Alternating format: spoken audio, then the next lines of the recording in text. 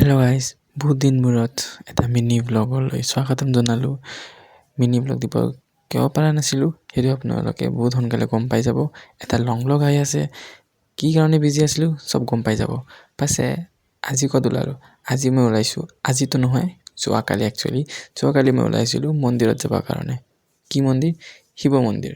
হয় গাইজ, এই শিৱৰাত্ৰিৰ উপলক্ষে ভাবিলোঁ যে শিৱৰ দৰ্শন কৰি আহোঁ।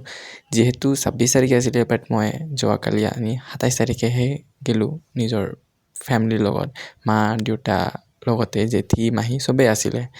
এয়া ঠগি দিব লগা আছিলে, তো ঠগিটো ৰেডি কৰিলোঁ আৰু তাৰপিছত ভগৱানৰ আগত ঠগিটো আগবঢ়ালোঁ। তাৰপিছতে যিহেতু একো খোৱা নাছিলোঁ, সেইকাৰণে চাহ আৰু বিস্কুট খালোঁ। চাহ বিস্কুট খাই থাকোঁতে গম পালোঁ যে ইয়াতে ভাতো দি আছে। তো আৰু কিতে দালি ভাত ভাজা লাবৰা এইবিলাক পালে আৰু কি লাগে। সেয়া ভাত চাত খাই কিনে কেইটামান ফটো উঠিলোঁ আৰু ফটো উঠি কিনে ঘৰলৈ উভতি আহিলোঁ। তো আজিৰ বাবে এইখিনিয়ে, ধন্যবাদ।